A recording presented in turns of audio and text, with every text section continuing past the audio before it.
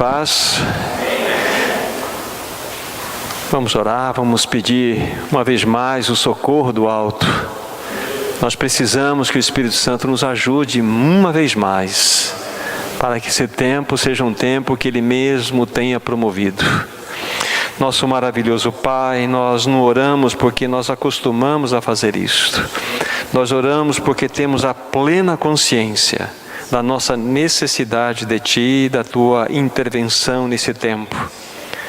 Obrigado pela provisão do doce amado Espírito Santo, que em nós habita, que em nós se encontra, que entre nós está passeando, que Ele tenha toda a liberdade, que Ele venha realmente trazer a revelação da palavra, que Ele venha abrir os nossos olhos para que possamos ver um pouco mais das belezas de Cristo Jesus. Oh Pai, como nós precisamos do Teu Espírito. Então ajuda-nos por Tua infinita bondade e graça, que o Teu Filho receba toda a glória, honra e majestade, pois a Ele cabe toda esta realidade de adoração.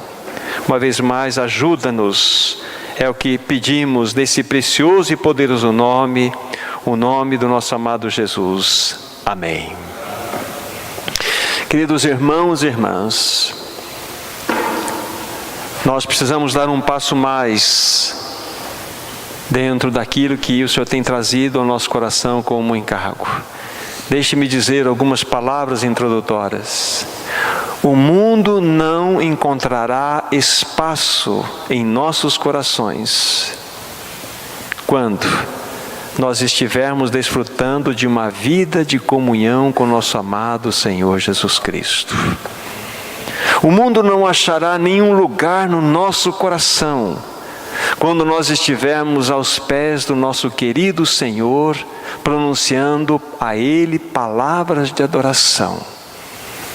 O mundo não terá nenhuma colocação dentro do nosso ser, se nós praticarmos os frutos que provarão o quanto nós o amamos. O mundo não terá nenhum tipo de lugar dentro de cada um de nós, se verdadeiramente já estamos desfrutando do Seu amor no nosso mais profundo íntimo. Não achará espaço em nós, queridos irmãos, a partir dessa realidade que o Espírito Santo traz em nós, de que nós somos amados por Ele, e de que nós devemos responder a este amor, amando-o com todo o nosso ser. Que espaço o mundo terá em cada um dos nossos corações? Não terá. Isso vai despertar um desejo muito grande no nosso coração, quando estas verdades se tornarem reais. Nós vamos ter um anseio muito grande de viver uma vida de separação. E quando nós ansiamos esta vida de separação, e nós nos achegamos a esse amado da nossa alma, e dizemos assim a Ele: Senhor, eu quero viver uma vida separada, por Ti e para Ti. Ele vai olhar para os meus olhos e com sua face de amor vai dizer o seguinte: então você precisa fazer duas coisas: negar a si mesmo, tomar a sua cruz e vir após mim. Este é o caminho da morte. A única forma adequada de nós vivermos uma vida de separação é através destas duas realidades: negar a nós mesmos, tomarmos a nossa cruz e irmos após Ele. Então isso vai gerar em nós exatamente esta vida de separação.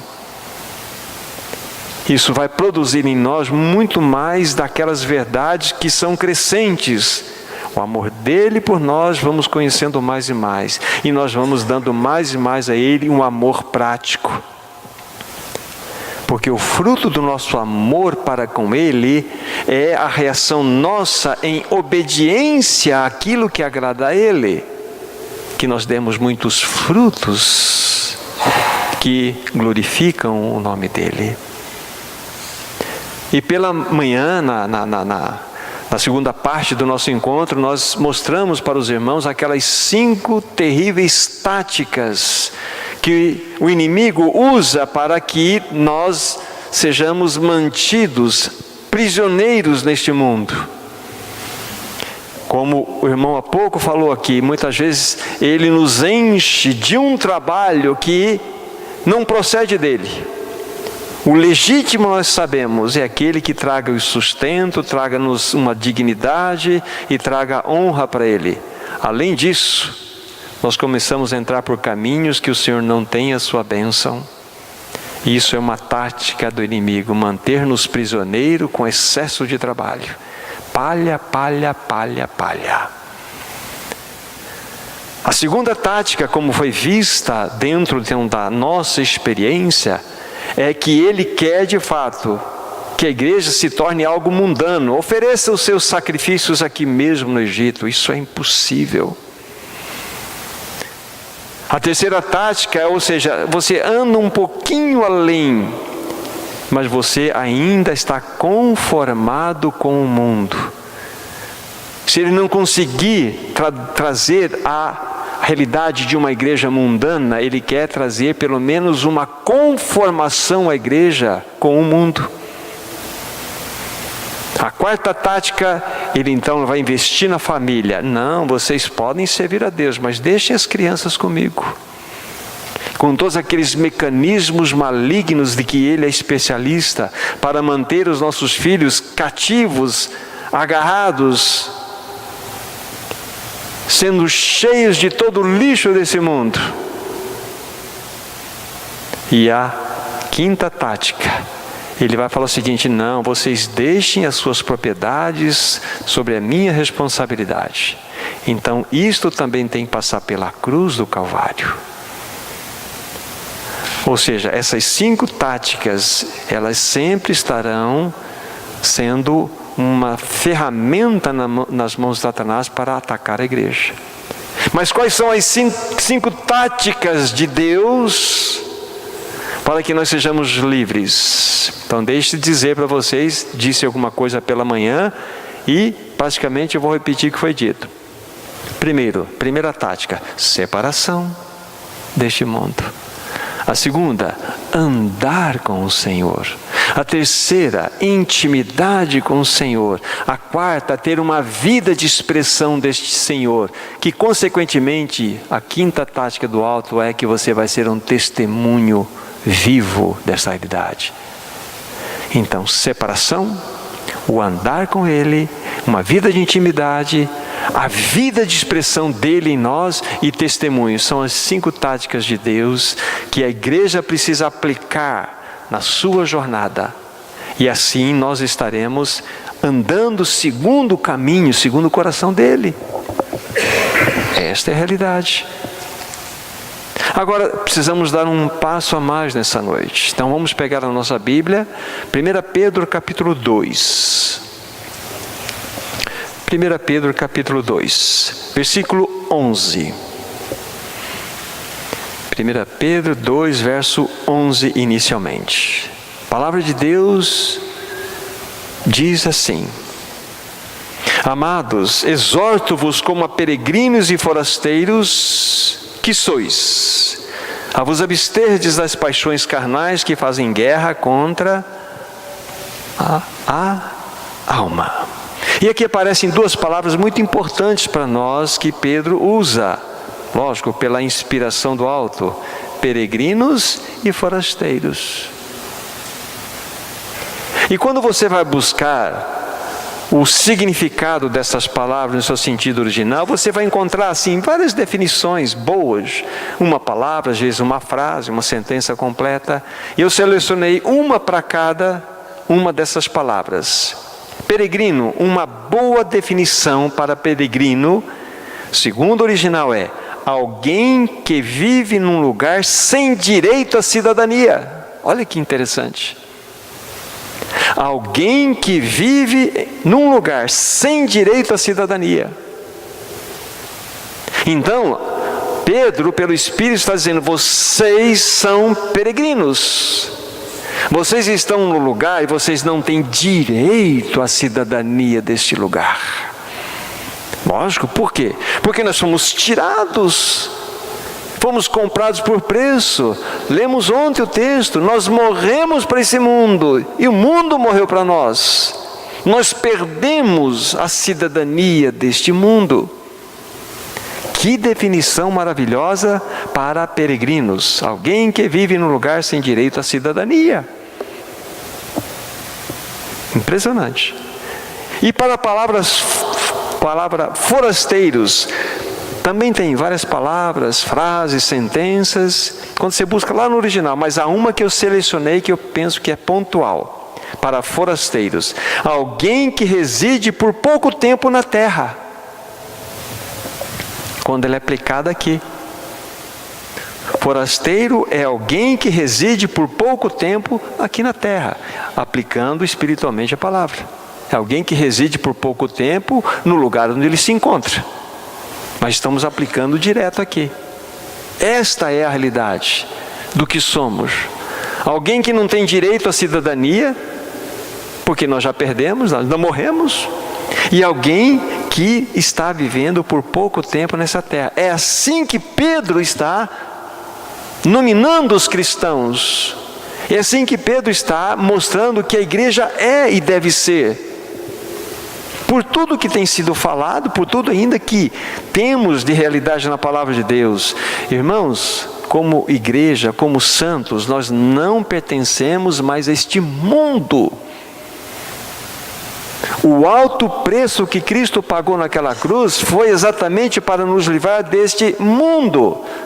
Enquanto, como foi insistido aqui, enquanto entidade espiritual caída, enquanto sistema maligno, nós fomos libertos, irmãos.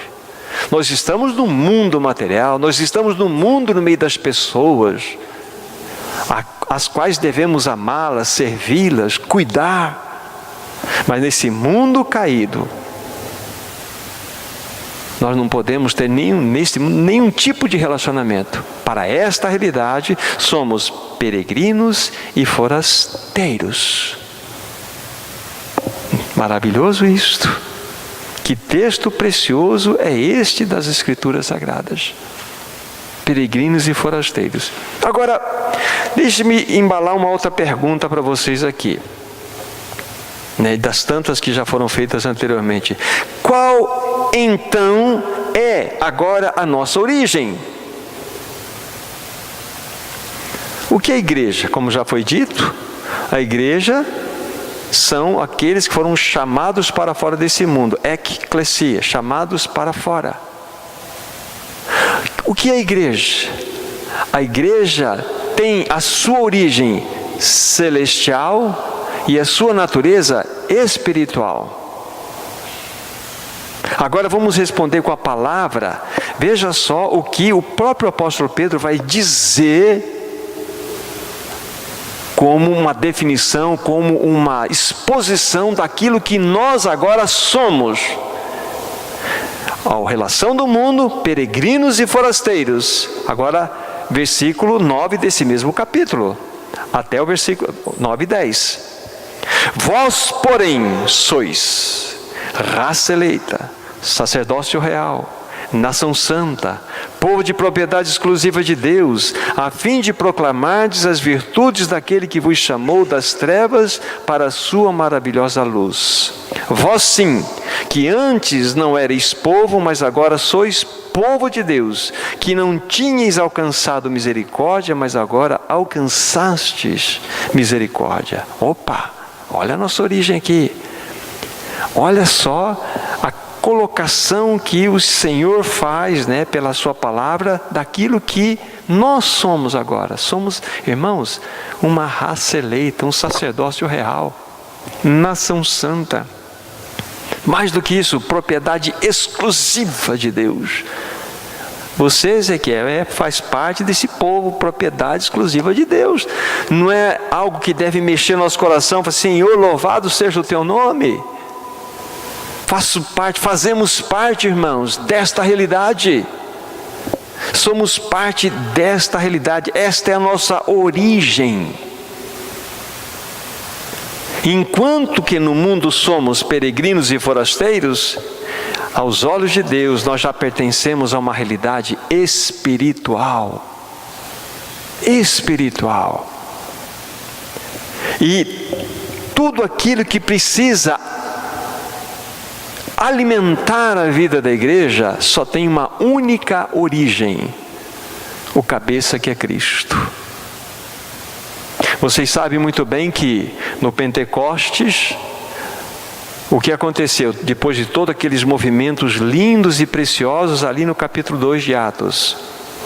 Então o Espírito Santo vem sobre aqueles que estavam naquele reunir, naquele cenáculo, e acontece todos aqueles movimentos preciosos e miraculosos até. O que aconteceu? Na medida em que Cristo foi glorificado, foi exaltado no mais alto e excelso trono, recebeu todas as glórias de vitória, Ele e o Pai juntamente enviaram o Espírito Santo. E o Espírito Santo vem sobre aqueles 120 irmãos que estavam lá. 1, 2, 3, 4, 5, 6, 7, 120 irmãos. E na medida em que o Espírito Santo vem sobre eles, eles deixam de ser apenas indivíduos e começam ali a exercer uma nova realidade. Eles são membros de um corpo espiritual, porque ali nasceu a igreja. Membros de um corpo espiritual. Aqueles 120 indivíduos se tornaram 120 membros de um único corpo, cujo cabeça está exaltado no mais alto e sublime trono. E a função do Espírito Santo é trazer todas as realidades do cabeça para a igreja. De onde vem todo o suprimento que a igreja necessita? Dele, do cabeça. Não é o cabeça que sustenta o corpo? É. Então essa é a bênção. Então nós fazemos parte dessa realidade maravilhosa, um povo exclusivo, uma nação santa, de propriedade exclusiva de Deus, e poderíamos acrescentar tantas outras coisas. Nós somos o corpo de Cristo, e a única fonte de alimento, a única exclusiva fonte de alimento da igreja, do corpo de Cristo, é o cabeça, o Cristo exaltado. E quem é aquele que transfere essa realidade do alto para nós? O Espírito Santo que em nós habita. Quem traz a realidade de Cristo a nós? O Espírito Santo. Qual é o ministério do Espírito Santo? Quando Ele vier, não falará de si mesmo, pois tudo o que ouvir, isto falará. Ele me glorificará. Qual é a função do Espírito Santo? Jogar toda a glória na pessoa de Cristo Jesus. Cristo, Ele precisa ser visto na igreja. O Espírito Santo, quando Ele é o centro de uma, vamos colocar, de uma igreja, daquela localidade. Quando o Espírito é o centro, Cristo recebe toda a glória. O Espírito Santo como centro na igreja, Cristo recebe toda a glória.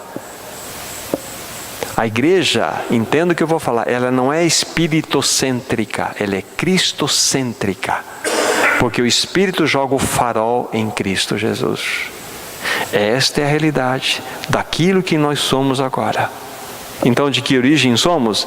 Exatamente desta origem aqui. E aqui há uma colocação interessante, né? Fala-nos de algo que aconteceu conosco, da realidade que nós nos encontrávamos e agora aquela que nós desfrutamos. É o versículo 9, bem na parte final.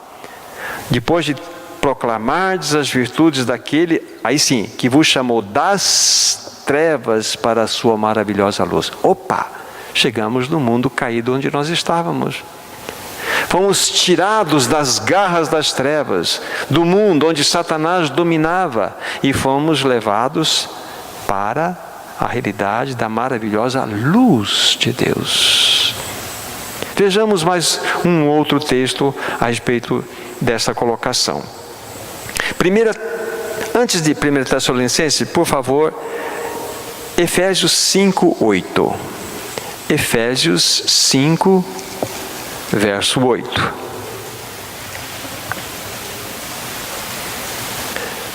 Nós vamos fazer agora sempre, talvez duas ou três leituras, mostrando que a condição nossa era tal, agora é tal.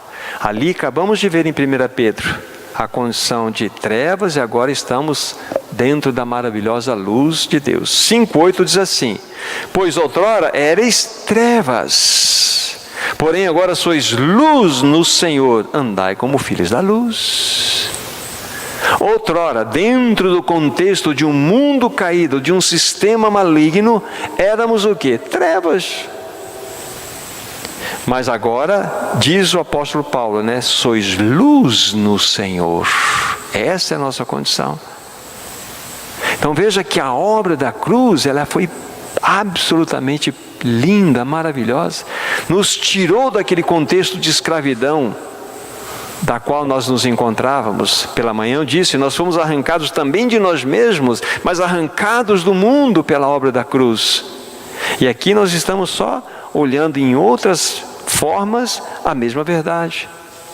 Agora, diz a palavra de Deus, somos luz no Senhor. Colossenses 1:13, por favor.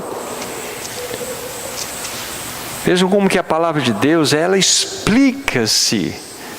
A palavra de Deus explica a palavra de Deus. 1:13, já em outra reunião citado, né? Ele nos libertou do império das trevas e nos transportou para o reino do Filho do seu amor. Novamente estávamos numa condição de aprisionamento, chamado aqui império de trevas, e fomos transportados para o reino do Filho do seu amor. O que é interessante aqui são os termos, muitas vezes, que o Espírito Santo coloca de maneira proposital. O império é menor do que um reino.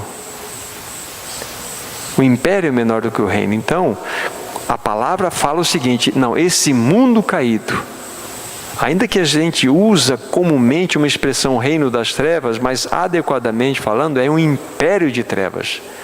O império de trevas é um pequeno reino, porque o reino maior é o reino da luz, é o reino do Filho do amor de Deus. Então, o que o texto está falando aqui, olha a condição que nós nos encontrávamos. Veja agora qual é a nossa realidade. Qual é a nossa grande realidade? E mais uma passagem que também é interessante, aquela que eu gostaria de deixar registrada também, 1 Tessalonicenses. 1 Tessalonicenses, no capítulo 5. 1 Tessalonicenses, capítulo 5, versos 4 e 5. Mas vós, irmãos, não estáis em trevas, para que esse dia, como ladrão, vos apanhe de surpresa. Porquanto vós todos sois filhos da luz e filho do dia. Nós não somos da noite nem das trevas. Veja como a palavra de Deus coloca para nós estas realidades. E aqui há um ponto de acrescentar, né, a o que está sendo dito, porque vós sois todos filhos da luz. Fomos levados para a maravilhosa luz, estamos na luz do Senhor, fomos transportados para o Filho do seu amor, e aqui mostra-nos agora, nós somos filhos da luz. Que preciosidade isso! Então, o que nós mostramos até esse momento? A condição que nós nos encontrávamos, condição de aprisionamento no mundo caído, isso constitui em si as trevas, e fomos tirados, arrancados pela obra de Cristo para a sua maravilhosa luz. Isso é o que? Separação. Separação. A primeira passagem que eu li para vocês, voltem lá por favor, de 1 Pedro capítulo 2, no versículo 11. E já fizemos, né, a consideração das duas palavras, né, peregrinos e forasteiros. É interessante aqui, se nós fizermos um paralelo com uma outra que eu vou citar agora, e vermos algo que vai tocar no nosso coração. Aqui, a Bíblia está dizendo que, em relação a esse mundo caído, essa é a nossa condição. Ninguém tem mais direito de cidadania aqui, não. Nós não temos. E também nós não somos aqueles que habitam para sempre aqui. Nós estamos de passagem. Isso tem que ficar claro no seu coração, no meu coração. Agora peguem, por favor, para colocar ao lado desse texto, Efésios capítulo 2. Estamos movimentando bem a Bíblia hoje, né? Efésios capítulo 2.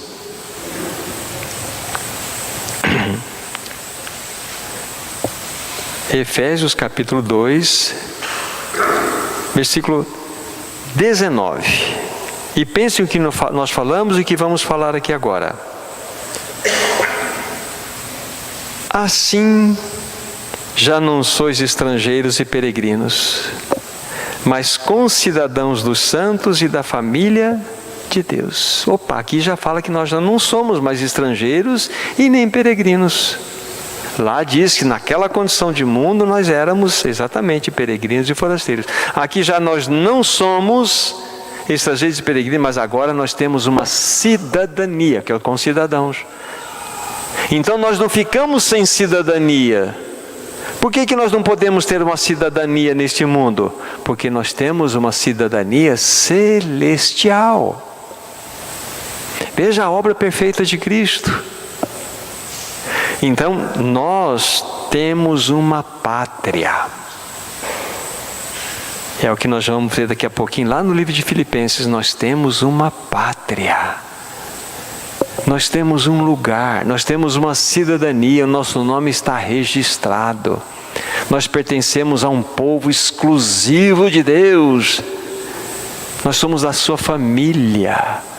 Nós somos parte de uma nação santa. Propriedade única dele. Isso é o que o Senhor Jesus fez por você, por você, por você e por mim. É pouco, irmãos. É glorioso.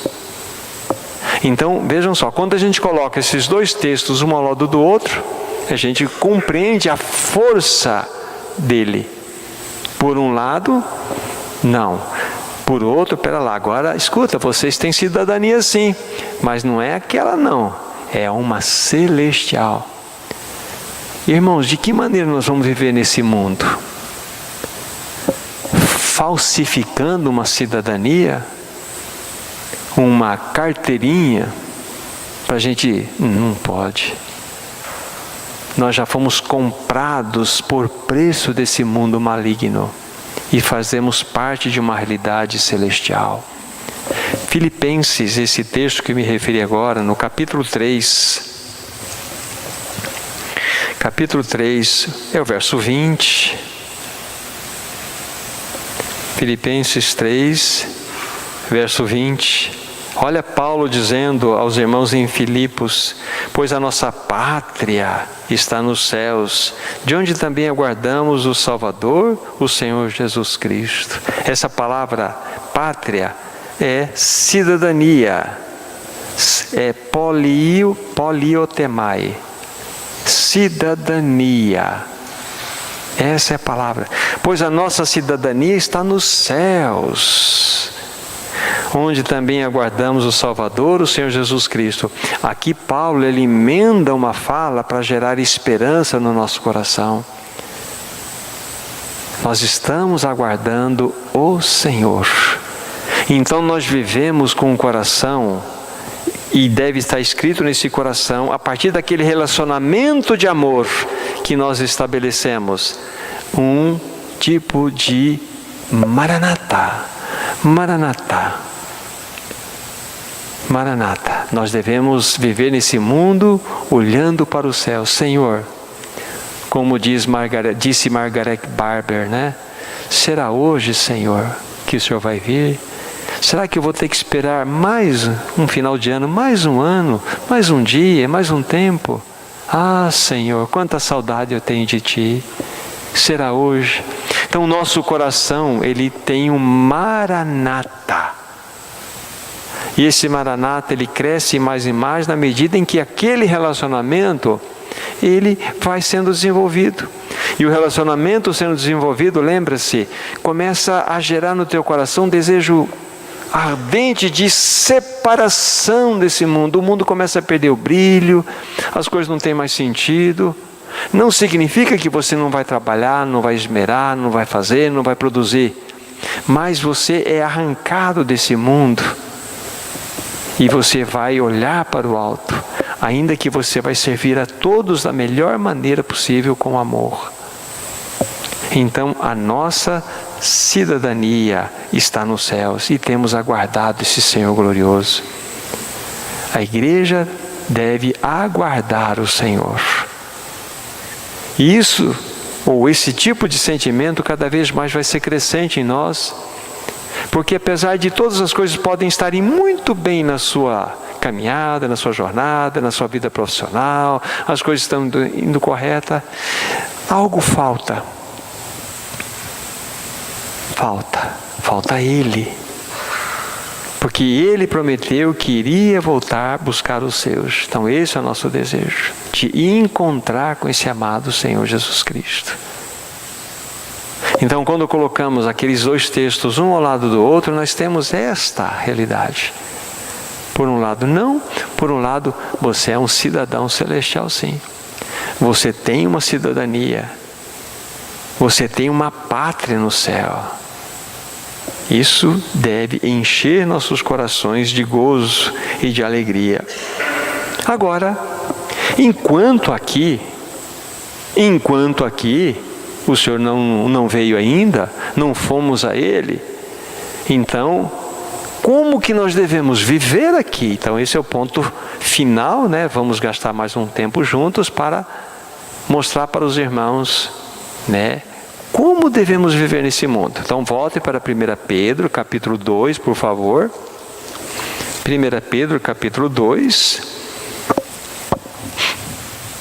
Nós lemos há pouco o versículo 11. Eu vou ler o 11 novamente e agora vamos acrescentar o 12. Mas o 11 primeiro. Amados, exorto-vos como a peregrinos e forasteiros, que sois, a vos absterdes das paixões carnais que fazem guerra contra a alma. Agora só. Mantendo exemplar o vosso procedimento no meio dos gentios, para que, naquilo que falam contra vós outros, como de malfeitores, observando-vos em vossas boas obras, glorifiquem a Deus no dia da visitação.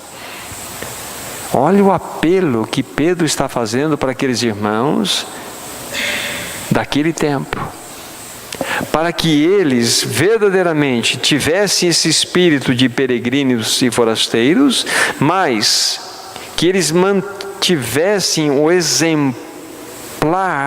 procedimento no meio dos gentios. Isso fala de testemunho, que é a consequência de uma vida de separação. Lembra-se das 5 táticas positivas? Começa com a separação, termina com o testemunho. É assim, é uma vida de testemunho. A vida da igreja, aquela que está submersa, né? A ponta do iceberg está em cima, mas a base do iceberg está embaixo. Eu estou falando desse oculto. É a sua vida lá no teu trabalho, relacionamento com o patrão, com o empregado, com a sociedade. É ali que você tem que manter um exemplar procedimento. De manhã nós falamos, você e eu somos uma carta. Nós podemos estar mostrando um borrão, as pessoas vão ler um borrão em nós, ou vão ler Cristo em nós. Mas para que Cristo seja lido em nós, lógico, o andar da cruz. Lembre-se daquele diálogo que eu criei aqui. Senhor, eu quero viver uma vida de separação. Pois é, você quer?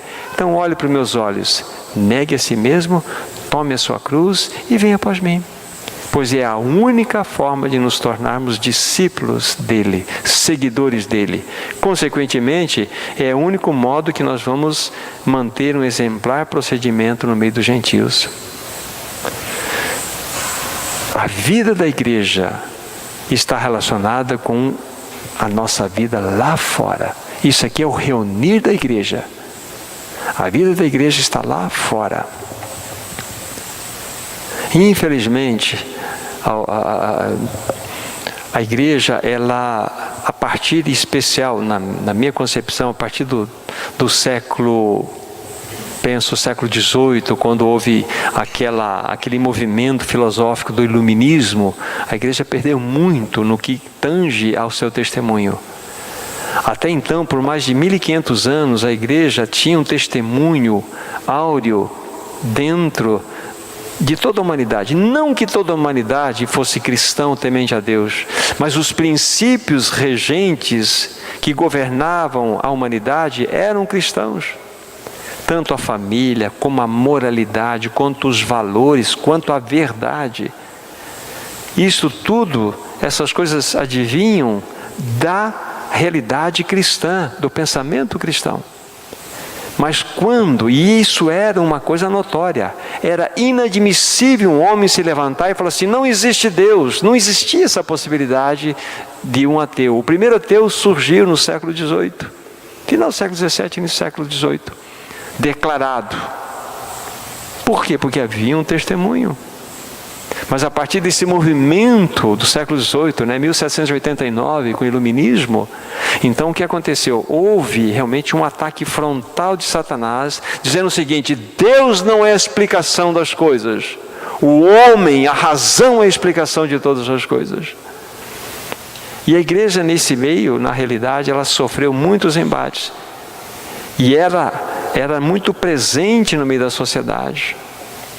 E com esse ataque, o que a igreja fez? Ela recuou-se para dentro de si mesma, ou seja, e simplesmente, isso invade século XVIII, depois século XIX em especial. O que aconteceu? Os maiores movimentos de envio de missionários aconteceram no século XIX, depois século XX um pouco. E por que aconteceu isso? A igreja se fechou dentro de si e ela começou então a ter a estratégia de enviar missionários. E ela, dentro da sociedade onde ela se encontrava, perdeu a força, perdeu o impacto cultural, perdeu o impacto de vida. Ou seja, a igreja simplesmente ela se tornou um movimento de reunião. A sociedade já não tinha mais o impacto da presença da igreja. Isso aconteceu ao longo da história. E hoje o que nós vemos? Uma dicotomia. Hoje nós temos os guetos religiosos. Nós temos os locais de reuniões, as pessoas vão lá, então você pega aquela ideia de pizza e coloca numa dessas fatias a parte religiosa, depois você fala a parte do trabalho, a parte do lazer, e nós encaixamos na nossa vida a reunião. Enquanto que a parte da realidade espiritual deve influenciar todos os segmentos: familiar, trabalho, lazer, relacionamento, testemunho. E nós perdemos isto. Ficamos apenas uma fatia. Chega segunda-feira, bom, agora eu tenho que cuidar da minha vida. As pessoas muitas vezes falam assim: Thomas, ore por favor para a minha vida, material, porque a minha vida espiritual está boa. Então ele faz uma dicotomia natural. Não tem separação. É isso que acontece. Então, o que na realidade nós precisamos é resgatar um exemplar procedimento no meio dos gentios. A nossa vida, irmão, irmã, não pode ser separada. Quando nós separamos a nossa vida, nós fazemos do reunir, ou do movimento que nós temos de reunião ponta a ponta, nós somos vulneráveis. O inimigo faz a ciranda na nossa cabeça, porque nós achamos que somos espirituais aqui, mas lá fora fazemos o que desejamos. Não pode. Irmão, nós somos cristãos. Aqui pescando, nós somos cristãos. Nós somos cristãos por todos os lados. Na marcenaria somos cristãos. Não há dicotomia na nossa vida. E isso então precisa ser resgatado no meio do povo de Deus, um exemplar procedimento. Agora, a grande questão é nós nos apresentarmos como cristãos. Eu sempre falei, vou citar minha filha aqui. Eu falei, Jéssica, você vai estudar em Maringá agora. Apresente-se como o seu verdadeiro nome, logo de início, para que as pessoas te conheçam. Em outras palavras, eu sou cristã. Eu sou cristã. E eu, lógico, dentro dessa expressão, né, tenho valores, tenho escolhas, tem coisas que eu não aceito, tem coisas que eu aceito. Então as pessoas, ela já se posicionou. Assim, lógico, dentro, ela não fez uma reunião, irmãos, o pessoal, quero falar que eu sou cristã, não é isso. Mas dentro de um movimento, as pessoas vão vendo a atitude dela, as escolhas, os valores, o porquê que ela age assim, por que ela não vai em determinados lugares. Por quê? Porque ela tem um posicionamento. Então eu oro a Deus para que ele se mantenha firme nisso. Ela tem dado um testemunho em cima dessa situação. Mas Jéssica, você não vai para a balada? Não, não vou para a balada. Não, isso não é lugar adequado para um cristão. Não vou. Então, qual que é a grande questão? Você precisa se identificar onde quer que você vá. Eu sou cristão. Então as pessoas vão olhar para você com este nome, com essa nomenclatura genuína. Eu sou cristão. Agora tem, como diz as pessoas, tem cristão agente secreto, né?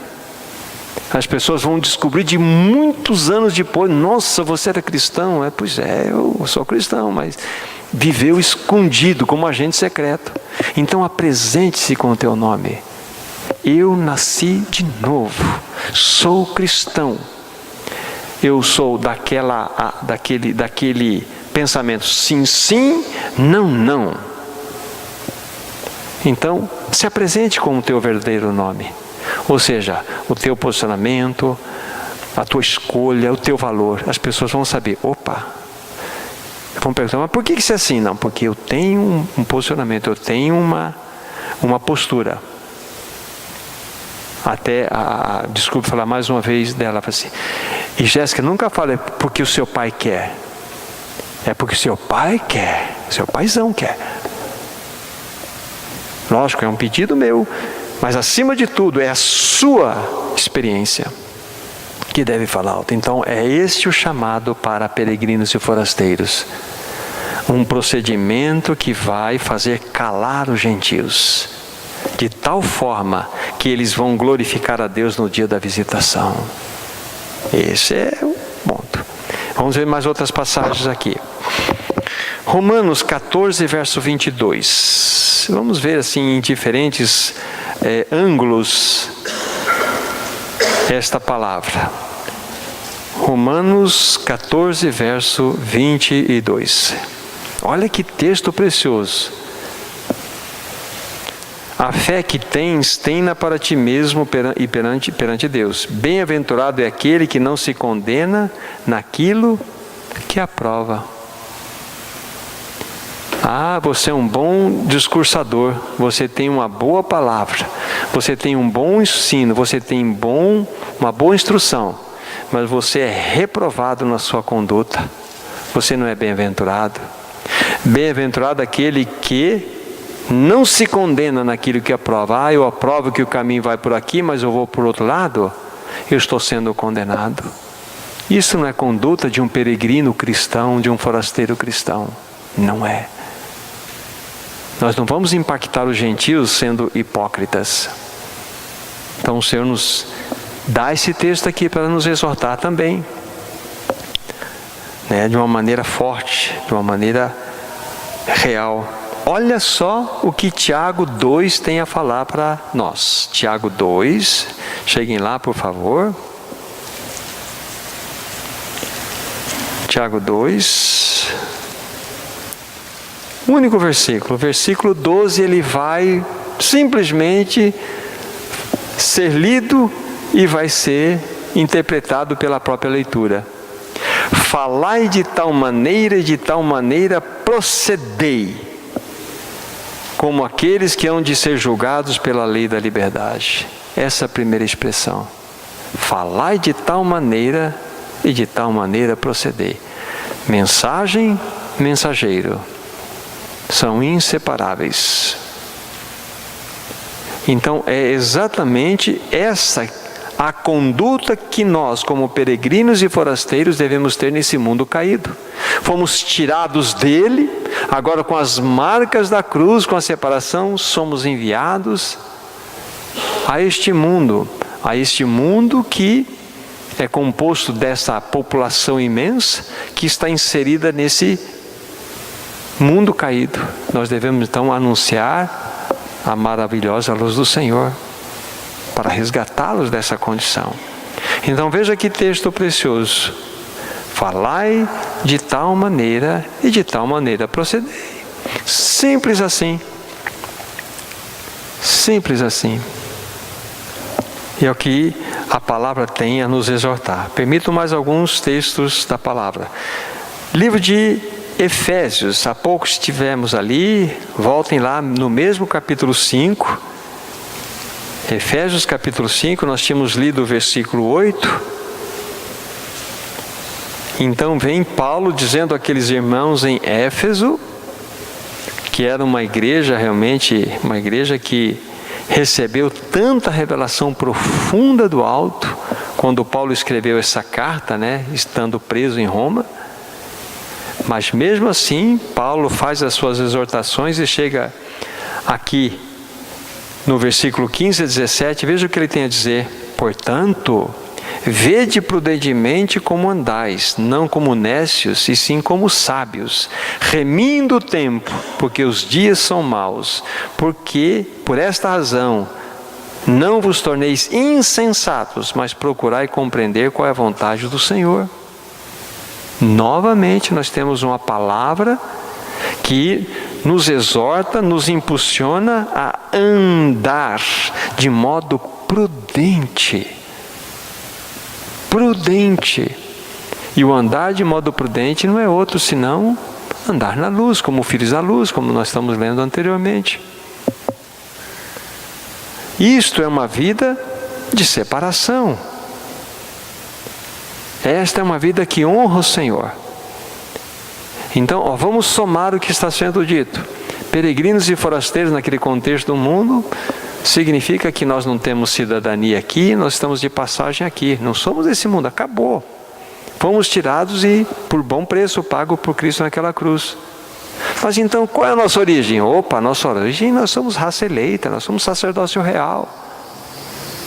E emendando aqui, nós somos agora cidadãos dos céus. Nossa, que maravilha! Fomos tirados das trevas para a luz, que bênção!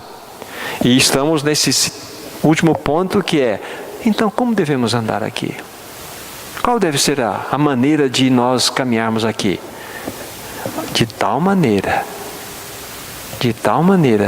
que será, como diz aqui Paulo, de maneira prudente, não como os nécios, e sim como os sábios, remindo, cuidando do tempo, porque os dias são maus. Cada detalhe da palavra tem a sua importância para o nosso coração. Agora, voltemos para Filipenses, no mesmo capítulo que eu havia citado para você, o capítulo 3. Capítulo 3. Agora, cada um de nós, irmãos e irmãs, cada um de nós tem uma porção dada pelo Senhor. É verdade que todos nós devemos sempre ter no coração o seguinte: Senhor, eu quero mais, eu desejo mais. Mas o Senhor nunca irá requerer de qualquer um de nós nada além daquilo que, como medida, Ele já nos deu.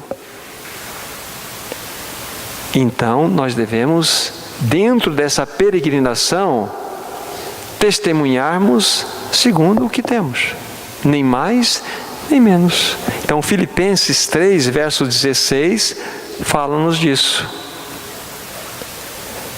Todavia, andemos de acordo com o que já alcançamos, nem mais nem menos. Em outras palavras, ande segundo a luz que você recebeu. Essa é a tua forma de peregrinar nesse mundo. Andar segundo a luz que está no seu coração. Não tente andar na luz do outro. Não tente andar numa luz que não lhe pertence. Ande na luz que cabe a ti. Às vezes nós desejamos que as pessoas andem na conformidade da maneira que estamos vendo, e muitas dessas situações não serão possíveis. Nunca. Muito tempo atrás eu tive uma comunhão com um irmão bem mais velho, assim, velho até de experiência e de maturidade mesmo, sabe? Um irmão que tinha uma luz, realmente, e tem uma luz, e ele estava exortando-me de uma maneira muito forte, em alguns aspectos que nós tínhamos levantado uma comunhão, e ele numa intensidade muito grande, dizendo, exigindo que então eu tomasse as atitudes que ele entendia que eu deveria tomar. Eu falei: irmão, eu só tenho uma coisa a falar para você. Você tem que orar para o Senhor para que eu seja fiel à minha luz. Esta luz pertence ao irmão. E eu não posso tomar essa atitude baseado no que o irmão está falando enquanto não tiver uma clareza no meu coração. Eu só posso andar pela minha luz. E graças a Deus, houve ali as situações, graças a Deus, faria a mesma coisa hoje. Porque se eu tivesse dado um passo segundo a luz daquele irmão, então eu sairia de uma realidade do que eu tinha já ganho pelo Senhor. É muito perigoso. Aí eu fico refém. Então seja fiel à luz que o Senhor te deu, nem mais nem menos. Só não se acomode. Nós não podemos nos acomodar. Senhor, eu quero mais. Não quero permanecer aqui. E o Senhor nunca vai lhe dar vamos dizer assim, um agregar de luz a você, enquanto você não dar um passo de fé naquela luz que você já tem. O Senhor te revelou algo dentro de alguns posicionamentos, então dê um passo. Aí você deu um passo, você recebeu aquela luz. Agora dê um segundo passo, o Senhor vai dando luz após luz. Não é assim que diz sobre a palavra lá? Lâmpada para os meus pés é a tua palavra e luz para os meus caminhos. Os peregrinos de antigamente amarravam aquelas lâmpadas de óleo nos pés para terem as mãos desocupadas e carregar as bagagens.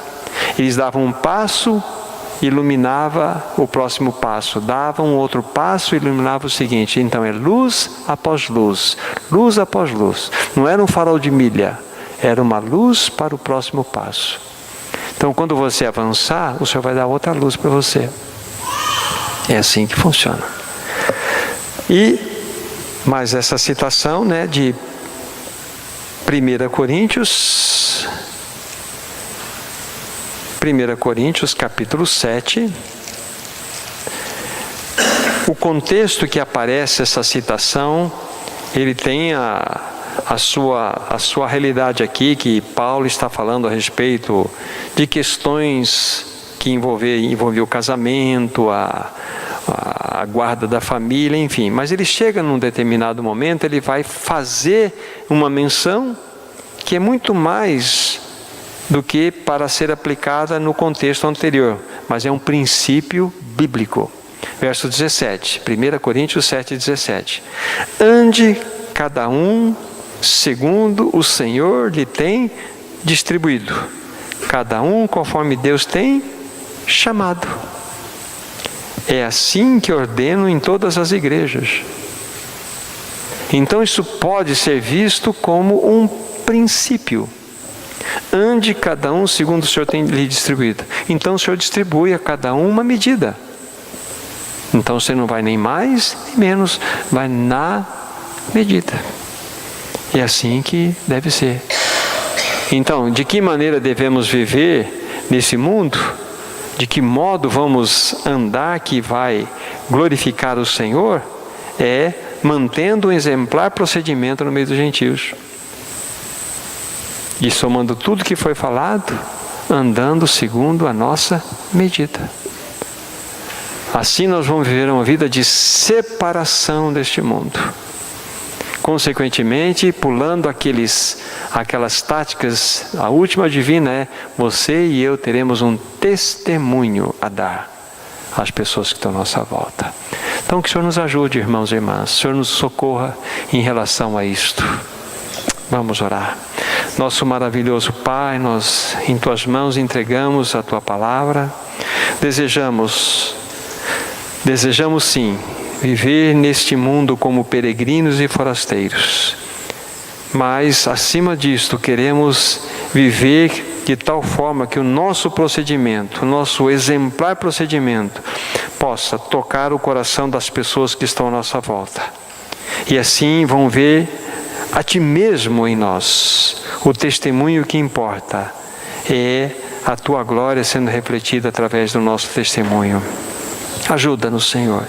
Encomendamos Tua palavra e nossas vidas aos Teus próprios cuidados.